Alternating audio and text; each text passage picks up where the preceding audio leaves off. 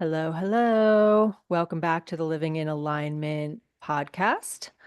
I am your host, Amy Starr Allen, and I have the honor of being joined today by Pia Leichter. And I'm really excited about this conversation. Pia Leichter is a creative partner, best-selling author, certified coach, and entrepreneur. Her path has been anything but ordinary. A recovering nomad, she's reported as a journalist in Sri Lanka, graduated summa cum laude from NYU, and worked as an award-winning creative director for some of the biggest brands in the world. Now, as the founder of Kollektiv Studio, she's uniquely positioned to help people create their wild ventures. So I love this, a woman after my own heart with all of the nomad stuff. And I can't wait to hear more about it. How are you today, Pia? Thank you so much for having me here and on, Amy. I'm so excited about our talk. Really looking forward to it. Yeah, I am too. So, I guess let's start, if you wouldn't mind, by just giving us a little bit of some of your backstory. I'd love to hear about your nomad adventures and the Sri Lanka or whatever you want to share that's kind of led you up to how you got here, how you got to where you are today and in this line of work. Sure. It's interesting because there's two different ways to answer that question, like how I got here to Copenhagen or how I got here to this line of work. So maybe those two things will coincide. Recovering nomad is because I call myself that because I've moved my entire life since I was a kid. I grew up in New York City, but we lived in Spain. And after my parents separated, my mother just loved do-overs, and we just moved a lot, almost every year. So went from Montreal, New York, Ottawa, Vermont, just many different places, and that pattern continued as I grew up. So it was what I knew. So I ended up moving a lot. So I've lived in New York, I've lived in Sri Lanka, I lived in Bahrain, I've lived in London, I lived in France, and then Copenhagen in 2010 was where I landed, with no intention of it necessarily becoming home. It was just going to be another glorious adventure. Like, oh, Scandinavia. I didn't even think about like Copenhagen itself. And it became home. And what was interesting is when I was going through a pretty gnarly divorce quite a number of years ago, it led me to my therapist, which was the gift. And in her office, I was like, well, you know what? Maybe it's just time for Paris. That's the next, I'm just going to move to Paris because it was my default. Something didn't go right or something hurt really badly. It's like, okay, well, I get a chance to start over someplace else and just leave it all behind. Um, and she looked at me and she said, yeah, you could do that. You can keep moving for the rest of your life. And I'm not judging you. You can move every year, or you can choose to stay and develop a deeper relationship with yourself, a place, Mm, and people around you. And in that moment, I realized, oh, like, first of all, it reminded me that I'm a choice, because sometimes it's, especially if like in default mode, it can be easy to forget. It's just the default, like, okay, autopilot, I'm just going to do this thing. So it made me stop in my tracks. And second, um, it reminded me that maybe the new adventure was learning how to stay. mm. And so I made a different choice. And that 15 years later, I'm still staying. I'm still here. So that was just a little intro into how I went from New York City to Copenhagen. Um, yeah, and why I call myself a recovering nomad, because I'm still in the practice of learning how to root. I think I've rooted. I'm good. This is the longest I've lived anywhere consecutively. Um, in terms of what brought me to Kollektiv Studio, whew, Amy, that's that could take the whole episode. So I'll try to give you the Cliff Note version. Um, I worked in creative agencies as a creative director, copywriter for the majority of my career, well over a decade. And it was great. I loved what I did. I was able to apply creativity to solve tough commercial challenges with a team and work on a lot of different briefs. It feels like you have many jobs with just one role.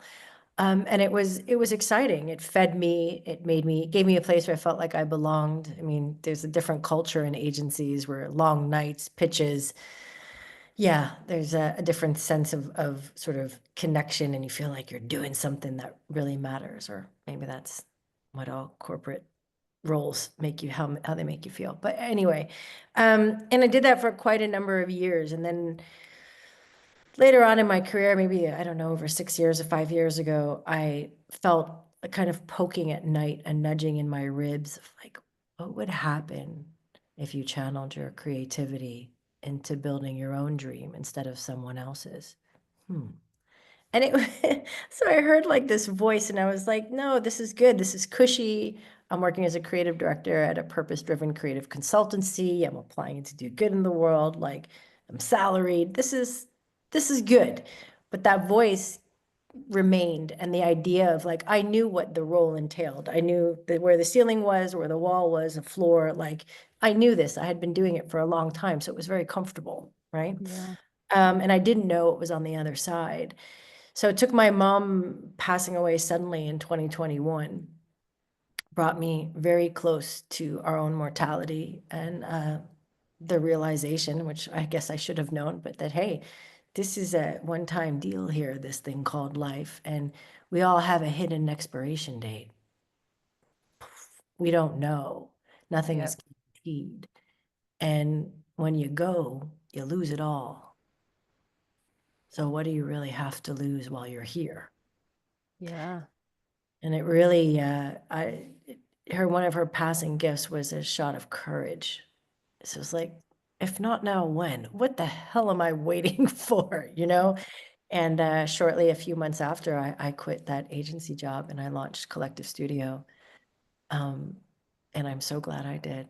It's filled with peaks and valleys, and you know, nerves and excitement and many things. It's all of it. But I feel very alive, and I feel like I have the freedom to move more in alignment with what feels true for me, and that I'm able to explore those things creatively, which is exciting. Mm, I love that. I have so many questions that have already come up. Um, so one of the things was talk when you were talking about the, learning how to stay and how that was the work for you to do. So I know you said you've been in one place now for 15 years, which you haven't done before, but I'm just curious, like what you've learned about, have you learned more about yourself? Was there a great deal of personal transformation involved in just staying? Definitely. I think if I look back, for a variety of different reasons, but also moving, I was often very engaged in the outside world, especially when you get somewhere new. It's like traveling, it's like Yeah. all these things I get to do, these new people I get to meet, and it's very outward. I was very outward focused. So Mm-hmm. what I could create in the world, what I could explore, what I could see, and very busy, very like moving around, doing a lot of different things. And it has its place. It's not to say it's wrong, but at some point, routine can be very helpful to fuel our creativity, to Yeah. fuel, meeting myself in a different way, sort of like quieting down, being able to get very curious about my internal world. And I don't know Yeah. if that's just a part of getting older. Maybe that also comes with it, but it was instead of, yeah, and I also grew up in a very chaotic, loving, but very chaotic environment. So my antenna was often outward, reading rooms, reading energy, reading the scene, what's happening, what do I need to do to make it feel safe or to make everyone okay, so I'm okay, this kind of outward looking perspective from a young age. And I think Yeah. it taught me that I also get to take that big antenna, that satellite, and turn it around because it's an ability, right? And use it on myself. What am I feeling? What's happening with me? What's going on? What do I really want? And I went through also, while I was still at the agency, a coaching certification. It was well over a year endeavor. It was wonderful. And that made me stop and ask a lot of those questions, as well as did a meditation practice of just pausing. And I think all of these things came from being in a place, in one place, having a routine, being a bit more settled, where I'm seeing my therapist, having partners, I was able to deepen a relationship with myself in a very different way. And you said that has led to more feeling more creative. Oh, definitely. 100%. It's nurtured my creativity. I mean, Hmm. it yeah, because I think what is very unique about whatever we're creating in the world is when we're very in tune with our native frequency, with our unique flavor, whatever you want to call it. And then when we create from that place, it will be creative, it will be novel because there's no one like you. Hmm. So getting closer to me enabled my creativity to soar. It was when I stopped creating the chaos that I experienced when I was younger, because it was what I was used to. It was in that dust and that settling that I was able to connect more deeply to myself and my art and the art of also building a business and doing things I never imagined possible. Yeah. So moving around as a kid, as much as you did you find like was that hard? Like was it hard? Did you not never have any like really long-term friends? Like how did that work as a kid growing up like that? It's really interesting because I'm also an only child, and people say, "Oh, what was it like not to have brothers or sisters?" Like, I don't know.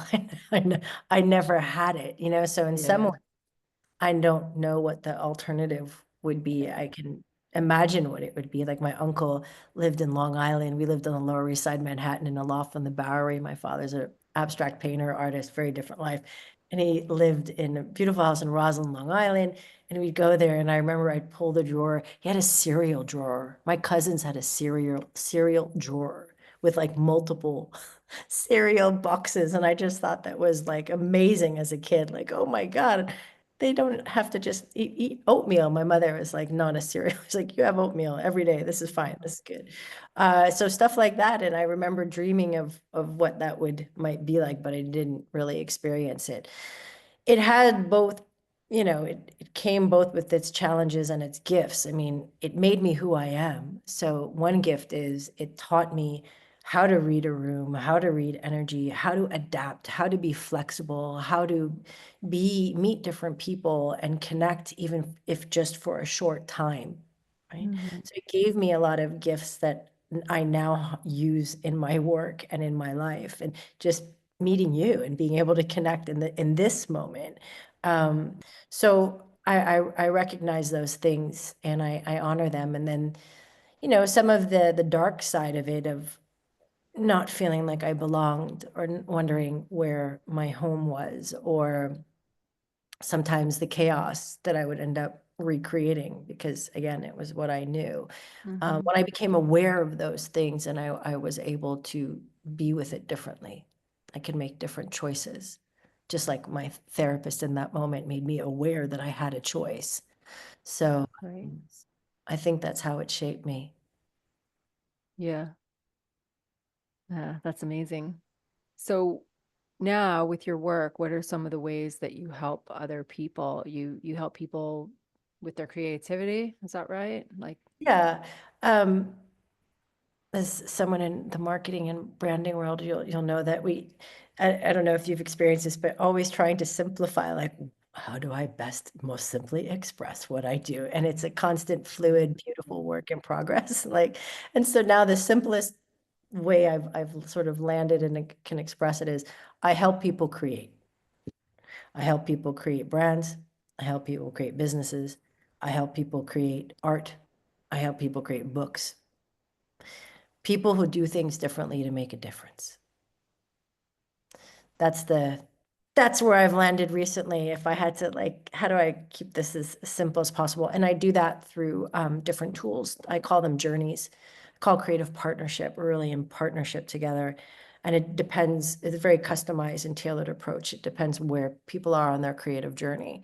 So if you, like me, are in a creative transition or like a moment of creative evolution that's calling you, but you're not quite sure what that could look like yet, we would go more on a creative sort of coaching journey where we go deep to figure out, hmm, what is the North Star, right? What is the stirrings? What in your wildest imaginings, where would you be in a year? Getting really, really curious and co-creating a safe space to create, courageously explore what is that next thing that's asking to be born in the world from them. And then getting clarity on what that is and the courage to take action to make it real. Mm. So, but I also, that's where the coaching volume is turned up high. The coaching and creative work is sort of the mixing board that I operate with. And depending on where people are, the volume is up or down. And I've worked with, for example, an interior designer who wanted to to pivot and move into a lifestyle brand. It's like, "Ooh, how do I do that? This was wonderful, but it's no longer feeding me in the same way. I have bigger visions for who I can become and what I can do. And so then maybe the, creative partnership in terms of creative strategy and branding and expression, like, how do we also craft a compelling narrative that best expresses this to call their people in, but very much anchored to who they are, because that's the difference. That's what's going to create the difference. Those are just two examples of some of the clients that I work with and the journeys we go on. So cool because I feel like it's so needed. There's so many people um, at different stages of our lives. I feel like for me, especially as I get older, where I I've known for a long time that I have like a bigger message than what I've been doing in my work. And I've just kind of like put it on the back burner, not even really sure what it is.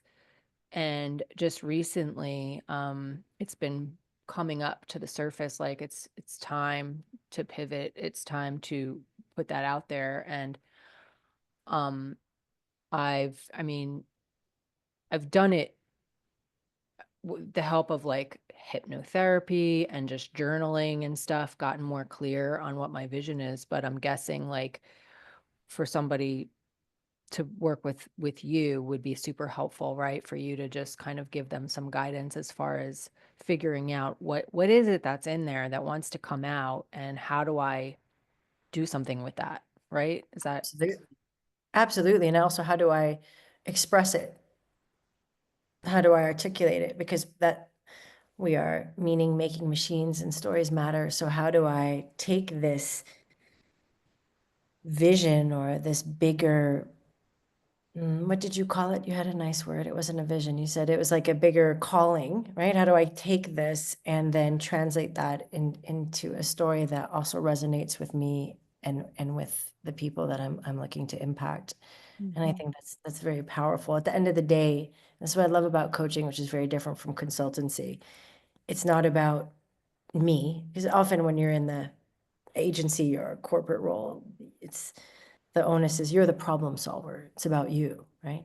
The what's the best idea you can develop in the shortest amount of time possible that creates the biggest impact. And coaching feels like the polar opposite. It's not about me at all. Like I'm just facilitating, I'm holding space, and I'm asking powerful questions. I'm sharing intuitive hits. And together we create a third and we see what emerges in our space. And we have scaffolding there. I'll ask you, what does a great landing place look like at the end of our time together? What's changed in your life? And how do you know? Because I think Mhm. that's an interesting question. Sometimes we might have a goal, but it's like, okay, how will you know when you're there? What will it Yeah. feel? So, Mm. and I just got really curious if it's okay with you. What is this bigger mission that's calling you? Well, and this goes alongside of what we're talking about here. Like, I feel like, and I have felt for myself, but I know that other people feel like they have this thing that they're good at, whatever, their line of work, something that they've been doing for such a long time. And for me, it's marketing. And, I teach marketing and I love it. And it's just something that I'm super passionate about. And I feel like a lot of times we feel like, well, that's my gift. That's what I'm good at. So that's what I'm supposed to do for the rest of my life, kind of thing. And like I said, I've just always kind of known that there's something deeper for me, like a healer. Like I've been told multiple times in my life, like you're a healer. And I'm like, yeah, I know, but not ready to like really look at what that is, what that means. And had no idea what it meant, but I've been going through, like even when my dad was still alive, he died 7 years ago, and I was taking care of him at the end of his life, and he was watching me work because at the time I was doing a lot of consulting, and I was like literally making him breakfast while I was like running a webinar for somebody and doing like the tech on the back end while they were like selling stuff on their webinar, and I'm like making him breakfast and I'm like doing all this stuff, and he's just like he's like, your message is so much bigger than what you're allowing it to be. And I was like, I know. And he always said, like, your message is it's about love and healing. And I'm like, I know, I know, I know, I know. And so it just kind of has been there. It's been like inside of me. And then in the last few years, I've gone through some really, really, it's hard for me to even say, like, without getting emotional, like just really hard stuff in my life, and kind of went into this like victim place about my circumstances where I just was grateful to have built what I have built because I have residual income and just able to kind of deal with my process, my grief and stuff, and have a place to show up that's comfortable for me where I can earn a living and stuff like that. But I recently just got to a point, and this was where like I was in a hypnotherapy session when I really saw like I'm playing small and I have a bigger message. And I feel like the stuff that I've been through in the last few years is what has, like, I have a bigger gift to share right now than I had before this happened, which is maybe why it's now is the time that I feel like it needs to come out rather than seeing it as poor me, this has been my circumstances. What if I could, like, I really just saw really clearly, like, what if this is happening so that I can help others heal, and I can use my own experience and my own journey and my own story and my own grief and my own sadness and my own wounds and my own wisdom to help other people. And so that's kind of what came up, and I immediately saw that I wanted to create a space for women my age, like women. I'm 56, but I created a community for women over 50 to come together to, I feel like, there's a lot of different ways that we can support each other. I've always wanted a sisterhood. I've always wanted to um, do retreats, like host retreats for women. And I got really close to doing that a few years ago. I had a company with a business partner, and we had booked a retreat, and then COVID happened, and it didn't happen and stuff. But I I want to bring women together to heal and to thrive and to use the wisdom that we have now that we're at this stage of our lives to support each other. And a lot of different ways, it looks a lot of different ways. Like, I've done a lot of plant medicine. I feel like that's a big thing that I want to help um bring, provide for other people. And even things like taking back, like I want to take back my maiden name, and I'm really confronted by that because my brand, I'm the only Amy Starr Allen on the planet.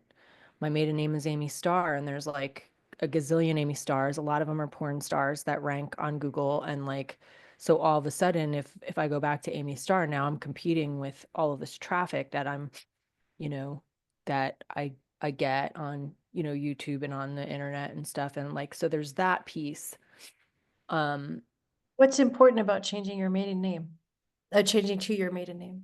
Um, a lot of it is just wanting to cut the cords with, like I've been divorced for 17 years, and a lot of the people in my life are like, why do you still have his name? And a lot has happened, like not, negative things have happened with that relationship, and I still have his name. And so part of it is part of the reason I didn't want to let go of it is because it's my kids have that name, and I didn't want to have a different name as than my kids. But I'm starting to feel okay with that part. But then, the other piece is just like, I want to go back to my roots. Like, I want to go back to the name that I was born with before I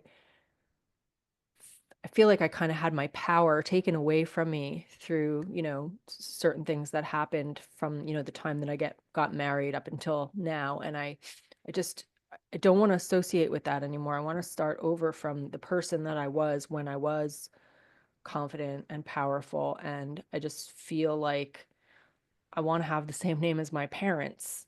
Like, I don't know. I just feel like it would it would be a freeing thing to do. And what's cool is like in this community that I've created, that's a topic that I brought up, and there are women in there who, the other thing that's confronting about it is the paperwork. I mean, there's just so much, like the title of your house and the title of your car and your license and your passport and all your bank accounts, and like there's just so much. And so there's several women that have already gone through it that have shared their experiences in our community about how freeing it feels and how good it feels and how empowering it feels. And it's a pain in the ass. And once you do it, you're never going to want to do it again. So, and here's a checklist of all the things you need to do. And I looked at the checklist and I was like, like, I don't know if I want to go through that right now. But when I hear, if I had to summarize what you said, when I hear like, going back to your maiden name is a reclamation of your power. And when I hear that come from you, it feels like the branding and the other things, I don't know, it kind of pales in comparison to that to me. And I Yeah. get it with the paperwork. This might sound, I was married before, married second time. And the first time I had changed my name, not, I didn't do that twice. And I changed it back. And that felt very powerful to me. And recently, it wasn't as, for some reason, I don't remember it being that lengthy in terms of paperwork. But for some reason, recently, I had the thought that I would like to, like, why can't I name myself? Like, Hmm. myself, like, what if my middle name is weird. It's Jem, DJEM. I never understood it. I mean, I don't know what my mom had in mind. She never really explained it. Besides, I don't know. And I thought, wouldn't it be cool, like if I could change my middle name and just name myself? It felt like a powerful act. And then I looked into the paperwork and I was like, oof, I don't know, because it's different. At least when you change back to your maiden name, I think it's more common than just giving yourself a new name, like saying, hey, Yeah. so yeah, but we'll see. I don't know. I just felt like sharing that. I think as I heard a woman who was a healer. Oh, I wish I could remember. It was like something like Bright Lightfoot or something. She just completely changed her name and spoke about the power of naming, especially in different cultures and what it signifies. And as he says, like a reclamation.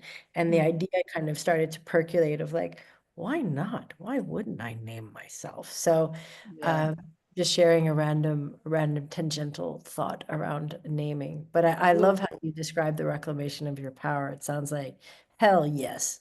yeah. If you Yeah. feel And it's interesting because people have suggested that I do that, like name myself or go by like I've had a lot of people that knew me from long before I got married. My nickname was Starr. So they still call me Starr, and they're like, "Why don't you change your first name to Starr?" Um, and I've had multiple people say that, especially with like this last plant medicine thing that I was going to do was one of the most powerful plant medicines, if not the most powerful plant medicine that there is. And the God molecule, Bufo. And one of the people that I was in one of my groups that I'm in said to me before I went, he said, maybe after your ceremony, you can change your name. Like if it's that transformative, you can just create a completely different identity for yourself. And he's like, maybe you'll go by Starr. I don't know. People keep suggesting Starr as a first name. And I'm like, I don't really know. Like I kind of feel like I just want my old name back, but I don't know.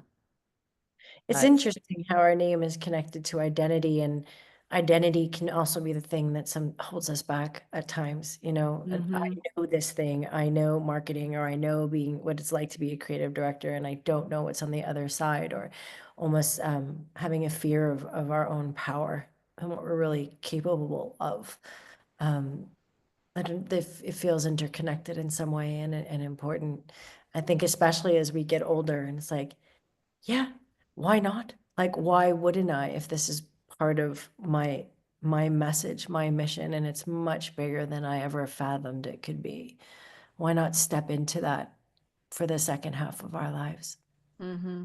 Maybe that we also have the courage from our wisdom and experience to be able to do that. And the community. I love your community. It's beautiful. It's needed.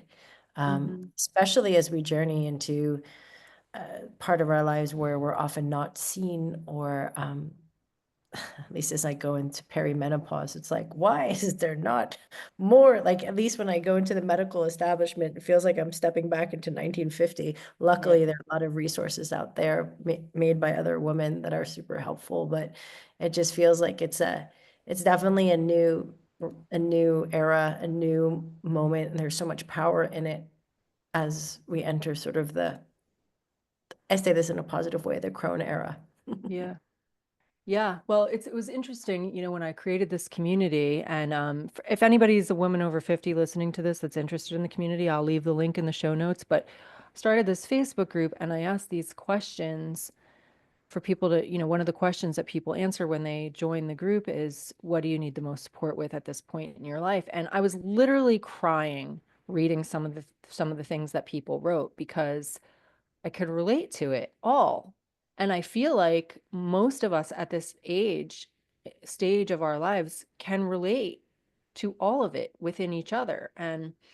Um why shouldn't we be together and supporting each other through this different stuff? Like I said, I have a lot that I can offer from my own gifts and wisdom. And there are a lot of people in that group that want to learn how to start a business at this age. And I can help them with that. And I can help people from my own experience with my own circumstances. But there are other women in that group that have knowledge that I don't have, that, even like the women that have already changed their name, talking about their experiences. And like, why shouldn't we just jump on Zoom together and talk about this stuff on all these different topics where there are others that have experience that, we can get some wisdom from. And it just makes so much sense to me. I did a plant medicine ceremony, I think it was last year, where it was a women's spring equinox ceremony, and there were 25 women for the weekend.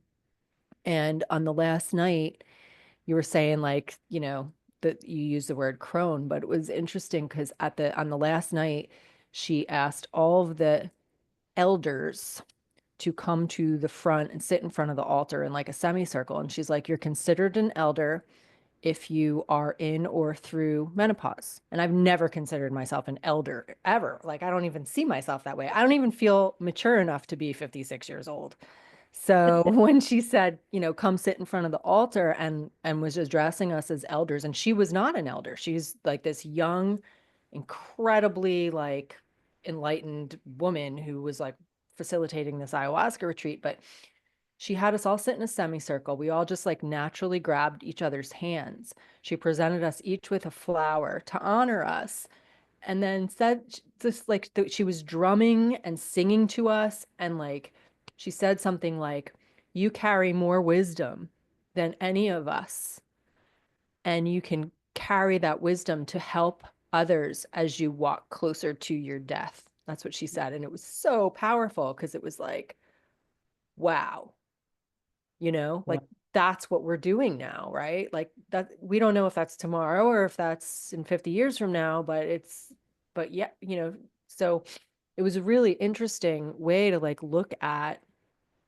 our age instead of like, because we shared the next morning in the integration circle, and like one of the women was saying, like, I feel like one of the things that we feel when we get to be this age is we feel like irrelevant, or like some of us, myself included, were like beautiful when we were younger, and we're like used to being treated a certain way because of that, or looked at a certain way, or, you know, could have anything I wanted because of that, whatever. And now it's just like, you're old now and like nobody cares.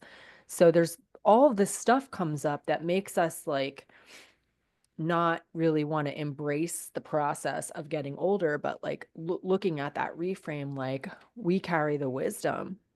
And and so I think that's kind of what's been coming up for me lately with like, why am I not doing more?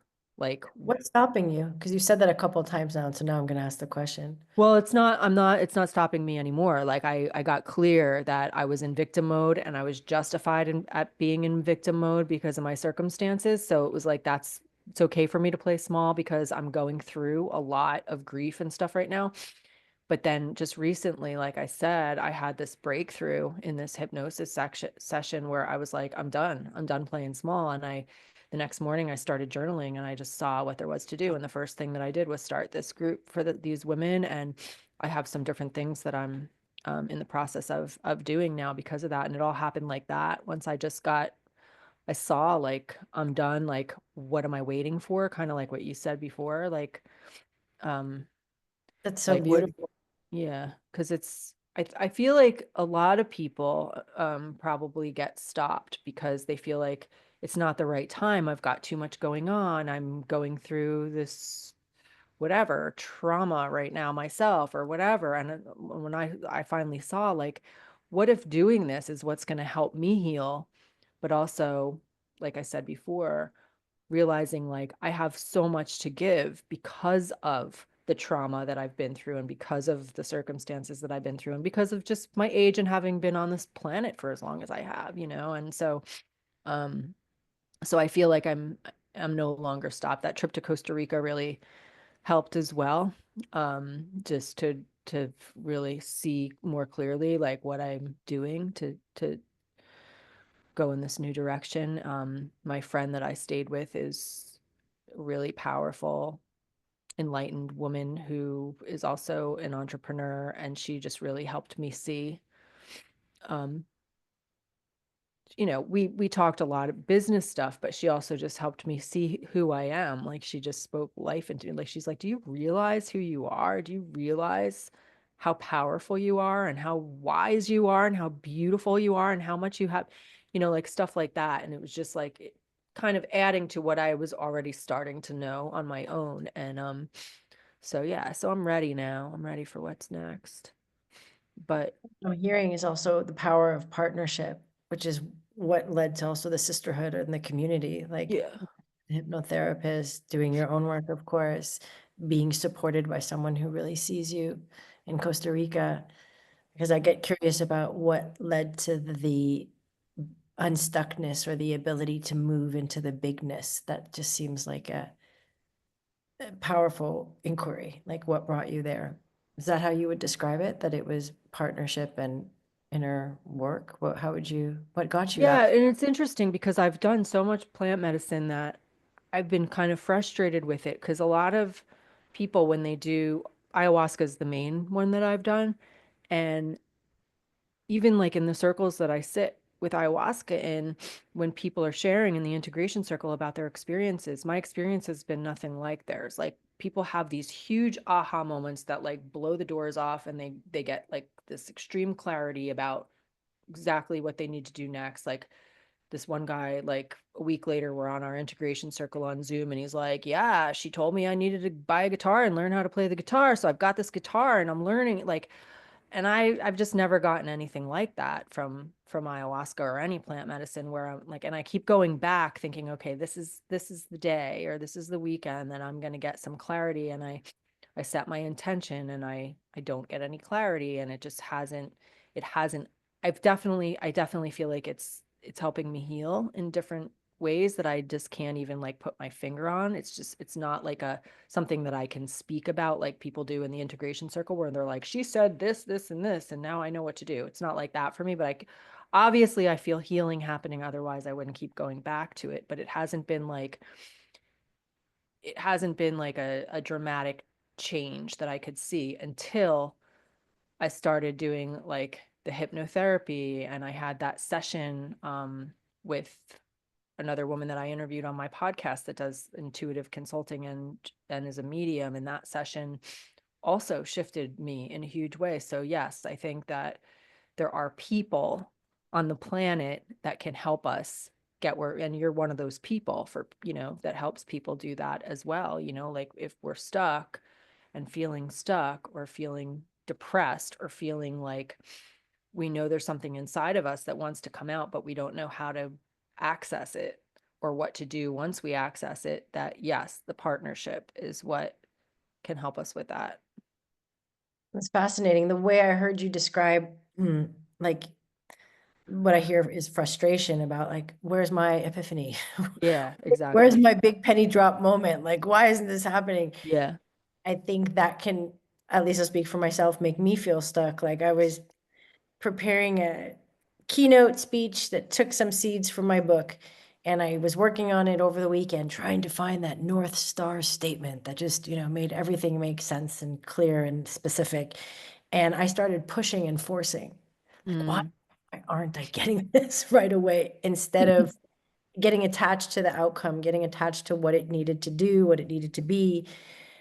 And that became the block because everyone's process will look different. And part of a creative process is when you're in it, you don't know what it will be. You don't know exactly what's happening. It's kind of like when you're, imagine in the chrysalis, right? I doubt that that caterpillar knows what's happening. It's like, what's going on? Like you don't know Yeah. if you can fly yet, but you're sort of in process. And I think trust plays a big role in that, for me at least. Like trusting my process, trusting that even though it might not look like anyone else's, or it might not be giving me what I think I need, that maybe there are other gifts or other epiphanies coming wearing very different outfits that I might not recognize that are, Mm-hmm. it's happening. It's like in process. I don't know. That's what came up for me as I was listening to you, because I think that also can stymie our growth or evolution, is when we get too stuck on an idea of what it needs to look like for us, especially based on what you see it look like for other people. But I think if it doesn't look like what other people are doing, that's a really, really good sign, because your own path is never going to look like anyone else's. Yeah, exactly. And I think we do spend way too much of our lives comparing ourselves to other people in all kinds of ways. And one of those ways for me has been just comparing my results in a specific ceremony to other people's results. And we're all different and we all get things in a different way. Um, yeah. So I don't know, since your specialty is creativity, I would love to just ask you more about that. Like, so if someone is feeling like blocked, like I feel like my creativity has been blocked because of my sadness and my grief and the circumstances that I've been navigating for the last few years. Like I just haven't, I've been feeling like almost like it's hard to even get out of bed in the morning because I just can't believe this is my life and I'm so sad.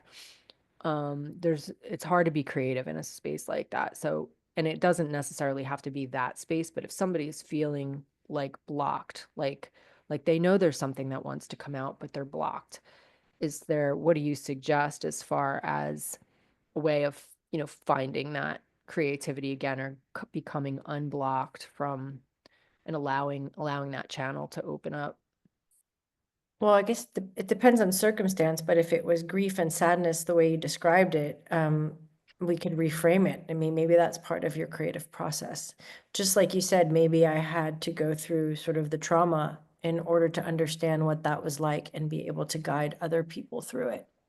And that was an important part of your creative process. Yet Hmm. in the trauma of whatever was happening, I'm sure it didn't feel very creative. Like it felt very painful, like, oh, what's going on? So sometimes I think it's understanding that it's we are often in process. So what might look, it's never a perpetual summer. It's not like ideas are going to be bang, bang, banging all the time, right? It's cyclical, like nature, there's a time we plant, we sow, it grows, and it comes in waves. So it really depends on where you are. Trying to be a bit more concrete, for me, I think identifying what blocks our creativity is a good place to start. And I think often attachment to a specific outcome, like we spoke about, like, why can't I just do this one thing in this very one way? That's going to block you. And so Hmm. letting go and allowing and getting really curious about yourself as well. Um, okay, what am I feeling? What do I really want? Is that what I really want? Like just giving yourself some space and letting go of what it needs to be and getting curious about what it could be, I think is one way of unblocking. Another one is judgment is a big creativity killer, so letting go of what it needs to be and not judging yourself and just allowing yourself to experiment. So not, I think if we go into a, well, I'm in a creative process, but I just need to figure out what it's going to be. What is the business? What's the vision? What's the thing? Let me know already so I can be certain. Well, uncertainty is the realm of infinite possibility. It's Mm, also knee-knocking angst, but that is part of the creative process. When we sit down to create anything, we don't know what we're going to create. It wouldn't be very creative if we did, right? It's like we right. don't know. So we have, I think, part of accepting that all of the uncertainty, the unknown is part of the process and also where anything can happen. And just trusting, leaning back into trust a bit. These are all, I'm kind of coming at it from a lot of different ways. But at the end of the day, separating what we do, what we create, like what we're actually creating and making real in the world from who we are is not the way, right? So coming closer to who we are, that could look in like many different things. It could look like plant medicine retreats. It can look like meditation. It can look like walks in nature. It can look like journaling. Whatever allows you to meet yourself daily and get really curious about what's coming up, what's asking to be created, and then allowing yourself just to explore, not to need to have a fixed plan or a fixed destination, but just to be curious, lean back a little bit and play. I love Those, that. those are a lot of different doorways in, but it feels like there's not one specific answer. It very much depends on where you are and what's stopping you. Yeah. So when you work with people, I know like I think you do like one-on-one. Do you have other like do you have courses? Do you have membership? Do you have any other like group settings that you work with people in, or is it all one-on-one, or how does that look? I did sort of a cohort mastermind experiment just to see, sometimes I think that's again an experiment. Like, I'm like, I've never done group. Am I not doing this because I'm afraid of something? Or is it because I don't know what it will be like? Let me try it before I make any decision about if I want to work in groups or just one-on-one. And it was great. I got great feedback, went really, really well. But there's something about the intimacy of one-to-one journeys that I'm really, really drawn to. And then I feel like group happens through my book, through my newsletter, through video. And that's how I can kind of, I don't like this word necessarily, but like scale, like reach more people because my Mhm. impact will be limited if I'm just doing the one-to-one.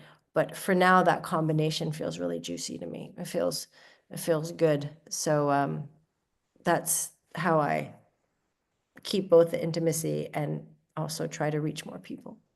That's awesome. So tell me more about your book. It's Welcome to the Creative Club, is that right?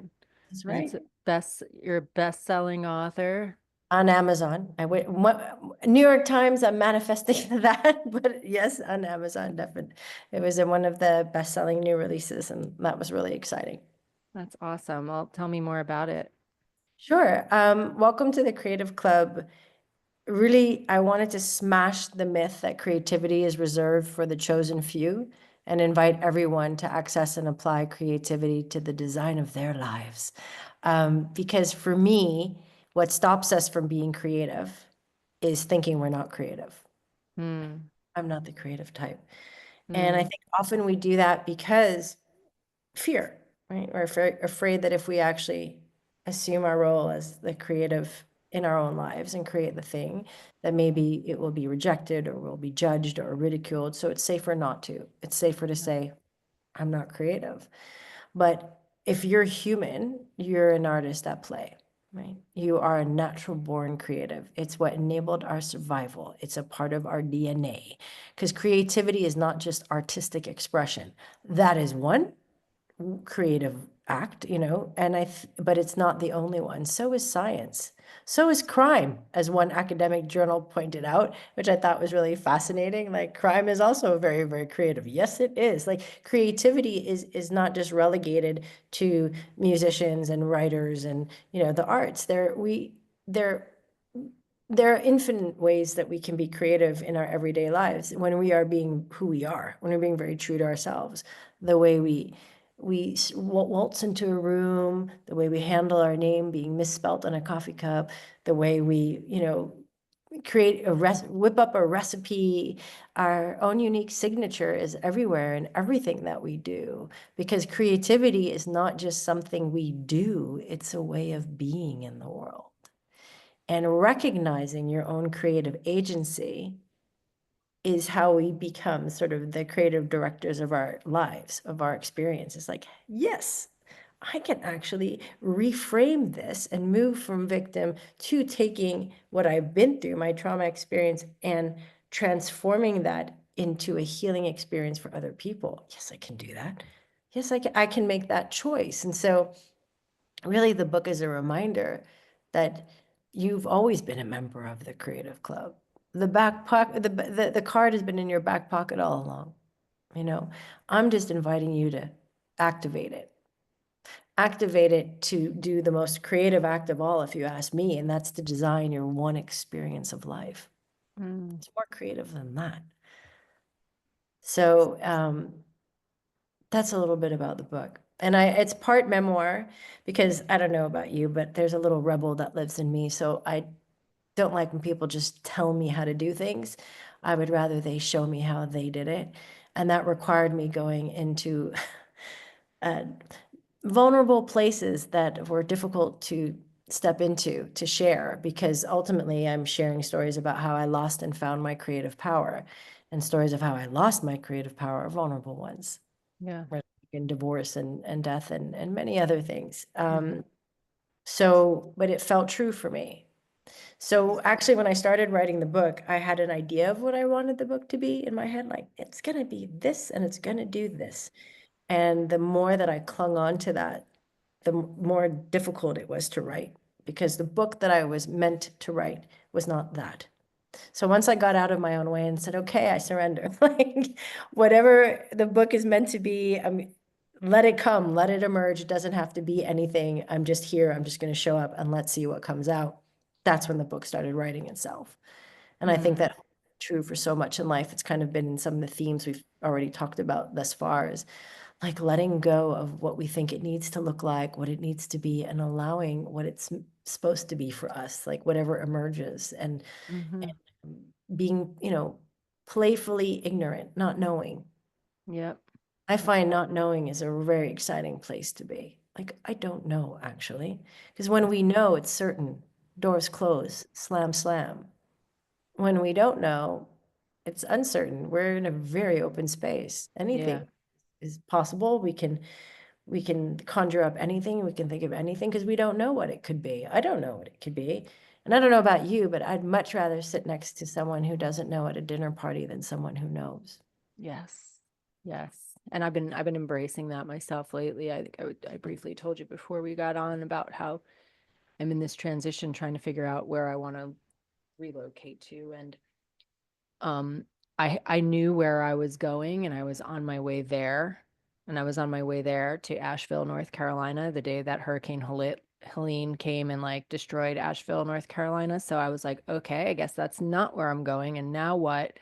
And at first I was kind of crushed because the wheels were in motion and I was about to list my house and buy a house in Asheville and blah, blah, blah. And then all of a sudden I was like, well, that's not happening right now. And so at first I was feeling sad anyway because of all the devastation and the people that were affected and everything. But at the same time, I've allowed myself to just stay in the possibility. Like I'm wide open. When one of my friends calls and says, "Hey, you want to go check out Portland, Oregon with me?" I'm like, "Sure."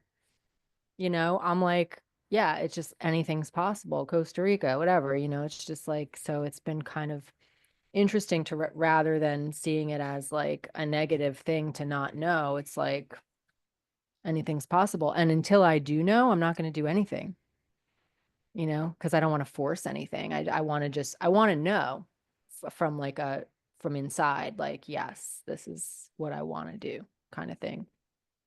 And So, how exciting is that? yeah. I find that a very exciting way to live life. Yes, Mhm. it's can be frightening, like, oh, but if we learn how to build our capacity to be in uncertainty, and when we get scared, how to make ourselves feel safe, it allows us to it allows us to co-create with life. Mhm. allows us to be, I think, more perceptive about intuitive hits and things that we're seeing, and we kind of get nudges in different directions, and we're much more open to it because we're just in the uncertainty. We're like, okay, that's not that. I find that so exciting. It makes me feel Yeah. really alive. And I'm doing that more and more, even when with my business, when it first launched my business, it's like, what is this? And I wanted to know, like, is it coaching? Is it the creativity, but not the way I used to apply it? I don't know. What does it look like? But if I waited to know, I would still be waiting. Right. And sometimes that's where bravery comes in. It's like, I don't know, but I'm just gonna try. I'm just gonna start with what I do know. I have a name. I know it's gonna be in the realm of these things, and let's see what happens. And it did start to happen. Dots did connect, but it took years. It takes time, right? And even now, I think we're changeable, fluid beings. Like we expand like the universe. It's our nature. So we are in constant change, and life is in constant change. And, when we flow with that, it becomes, at least for me, much more fulfilling. Because now I'm learning more and more to lean back and go, okay, instead of what I think the work needs to be, what's coming my way? Let me get Hmm. curious about that. That happened, I think, maybe 8 months ago, where I really was like, let me just see what's coming my way. Interesting, a lot more creative projects. Okay, great, let's do that. Like, now I have more coaching projects. Great, let's do that. Let's see what comes. I mean, I still show up. I'm not sitting on the couch with a bag of Cheetos and orange fingers, but I show up and then I'm open, and it's like, let me lean back a little bit more than leaning forward. And I'm a New Yorker through and through. Girl, I know how to push. I know how to force. I know how to fit. I used to know how to fit into any room, right? The shape shifting.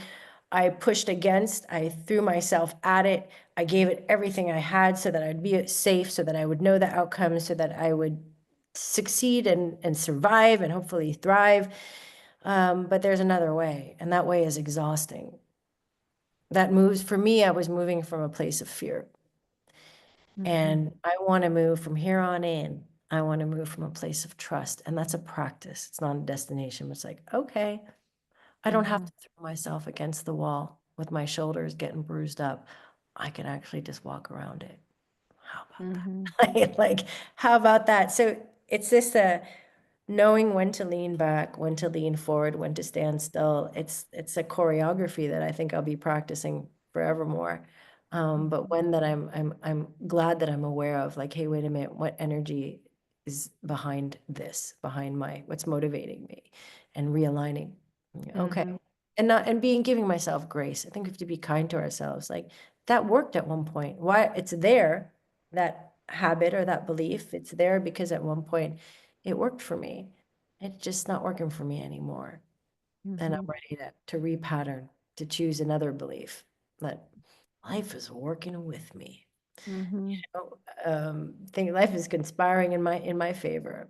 Yep. This is an opportunity. I might not be able to see it yet, but that's okay. I trust it. Yeah.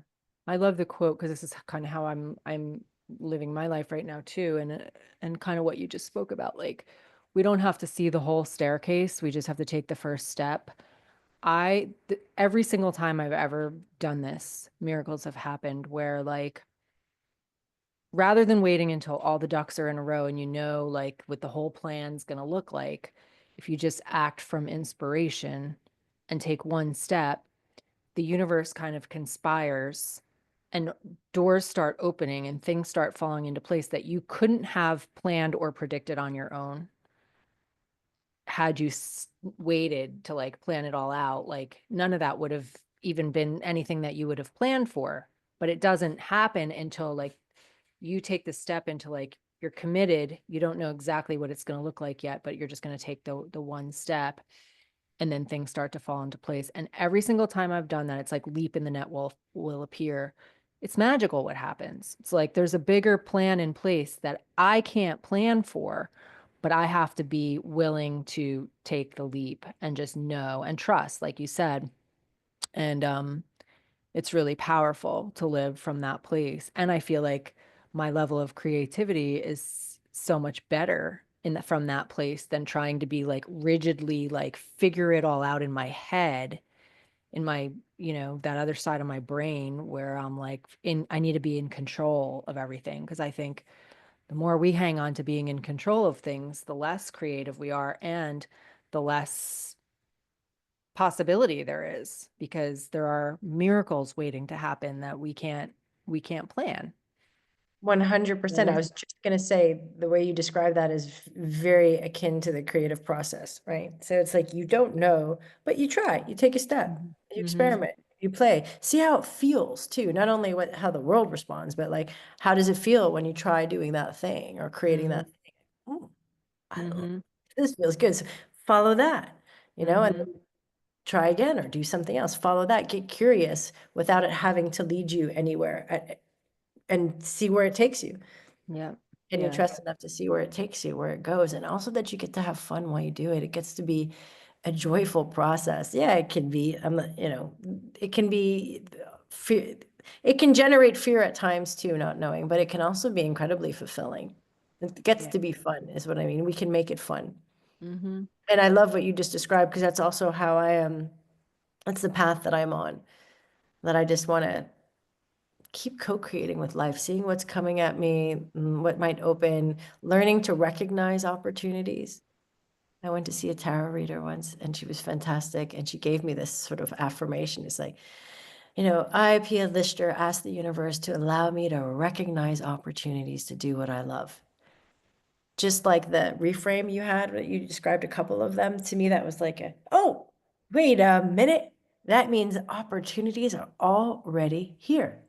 Yeah. I don't have to do anything to try to make them happen. They're already here. I just need to recognize them. Mhm. And every time I remember that, I remember I was having a moment where I was like, oh, this month is a little tight. And I'm like, wait a minute, recognize opportunity.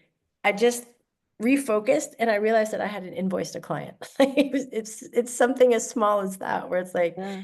and so it's kind of moving into, yeah, I'm going to use this language, an abundant mindset. Like it's here, it's Mhm. always here. It's always here. I just need Mhm. to be present for it. And I just need to be able to see it. And I just need to Mhm. slow down so I can do both of those things. Mhm. Well, the other thing, which is, I guess, in alignment with what you're saying, that I've been really getting clear about lately, is everything is a sign. Like if Mm. you're open to seeing the signs, there are so many signs, like every day, and those, it's like recognizing the opportunities, same thing, like recognizing the signs, seeing that they're there because they're there and they're guiding us if we're open to them. And Absolutely. And what we believe becomes our reality, right? mhm. Believe about the world becomes our experience of the world. So if we believe the opportunities are already here, I think that also shapes our experience. If we believe that we have to push, fight, grind, hustle, blood, sweat, and tears to create an opportunity, then we might be also creating that. I don't know. We get to experiment. Don't take my word for it. Like I'm playing with these ideas and I'm realizing like, oh yeah, that seems to be my experience. That when I believe this, I see it. I Mhm. kind of create it. That's also a very creative process, understanding that what we believe influences our experience and of course our behavior. Mhm. Well, and it's funny because I always say, we have the opportunity to choose the empowering context, because sometimes people will say, well, you don't have any proof that that's true. Like, you don't have any proof that the opportunities are already there, right? Or like a big one for me is, I believe, not everybody believes this, but I've chosen to believe ever since my mom was killed tragically in a car accident when I was 18, and it was really hard for me to wrap my head around. I took on the belief that everything happens for a reason. And I still believe that. And it has helped me get through some things that don't make sense, including, things that are happening in my life right now. And sometimes people will say to me, well, that's not true. Everything doesn't happen for a reason. You don't have any proof of that. I'm like, thing is, like, we can choose to believe it or choose not to believe it, but I'm going to choose what empowers me. I'm going to choose the empowering context because it doesn't serve me to not believe that. So I might as well believe it. And then it gives me peace and hope. And Absolutely. I mean, is there any proof that the opposite is true? right, exactly. That's the Mean, thing. we don't Like, have proof in our beliefs. We just, it doesn't happen on one side nor the other. And if it's going to change your experience and make you raise your vibration, if, yeah. make you feel hopeful, make you make sense of events that feel very nonsensical, then why not? Yeah. I believe that it's random and there's no meaning. I mean, there's no proof for that either. So I don't think Right. the argument really holds. There's no proof about a lot of things. Like people believe in Like God and don't gravity is believe in pretty God. much proof that, There's no proof that there's life after death, right? But I choose to believe what makes me feel good about it. yeah, called faith. I mean, whether you Yeah. call it faith, trust, I mean, and also experimenting. Like, I come from like a struggling financial household. So I had a scarcity. There's not enough. It was kind of drilled into me. Be careful, make sure you save. Don't, only buy stuff on sale. This permeated my behavior because it was a belief operating in the background, a script that I didn't write, but I inherited and needed to become aware of it to rewrite it, right? And I'm letting that go because it's not serving me. So I'd rather believe that there's more than enough. Yep. That I can treat myself to something, or I don't have to wait for that item to be on sale. My husband's a great money healer because I don't know, he can just he has no issue spending even if he doesn't have it. And he's like, well, I trust it's gonna come. And you know what? For him, it always does. Hmm. There you go. So it teaches me, and I don't think like if I believe, well, no, the world is abundant, but then I act like it's not Otherwise. otherwise, then there's cognitive dissonance. Then of course that's not gonna happen in my life.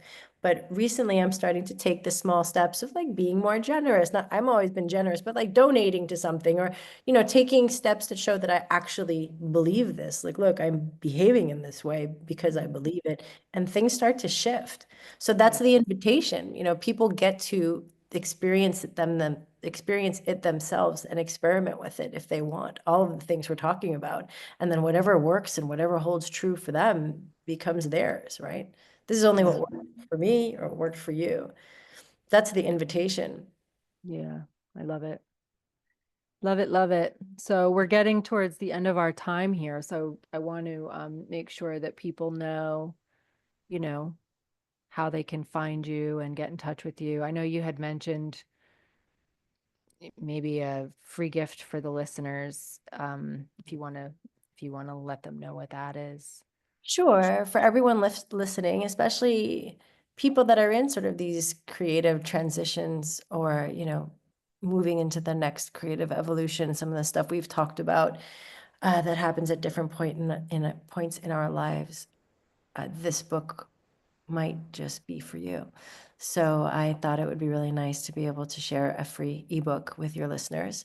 If any of this resonates, um, it's there for you. And I hope that I ask if there's anything that comes up in you or any thoughts or anything that you feel would be so grateful for any thoughts or words shared about your experience.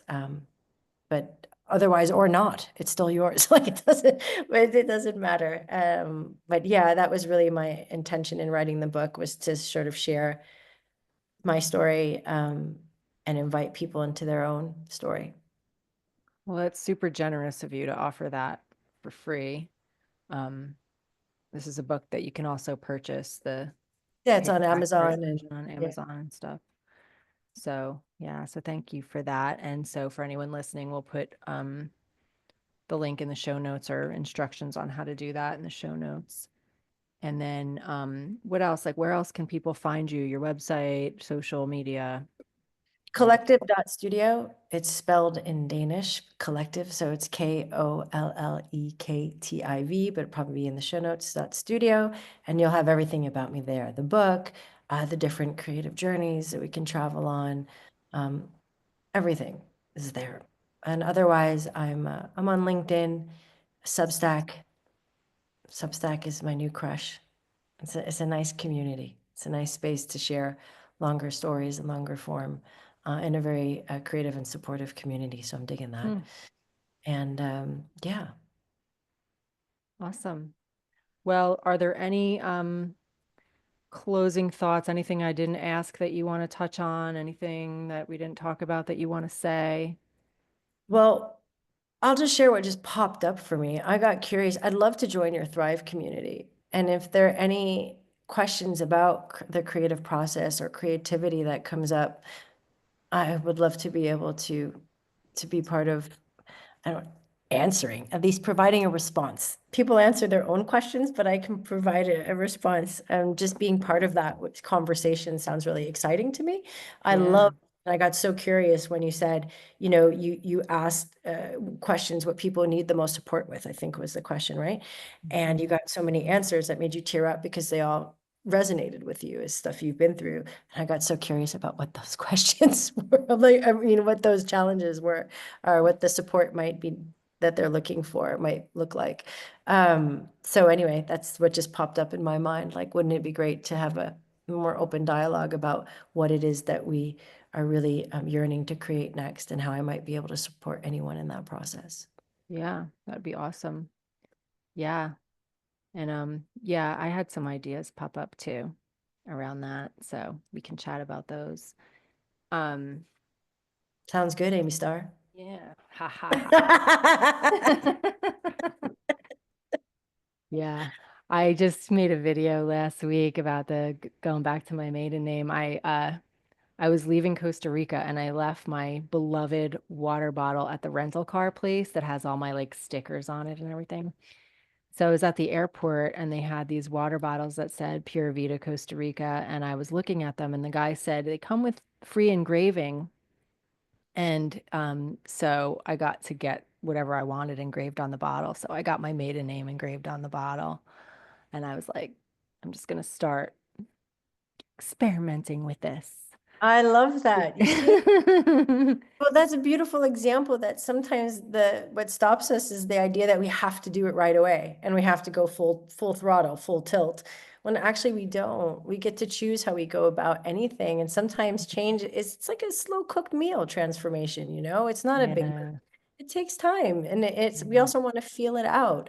So just that's such a beautiful example of just experimenting and taking one step like, look at this water bottle. How do I feel with my name, my maiden name Mhm. on that? And I think that's a great thing to leave people with out there that it doesn't have to be, you don't have to go from 0 to 100 right away, that you can remove that pressure. You can just start by taking the very first step towards the thing that's calling you or that you're curious about, whether it's a name change or a business or a book or an article, whatever it might be. There's always Mhm. that little first step that you can take to discover Yeah. what it feels like. Like, is this the thing? Because there'll be many different things in our lives. Sometimes you feel like, oh, this is my thing. No, we're constantly changing. We'll have many Mhm. different things. And the gift is not what we do, it's who we are. Mhm. Absolutely.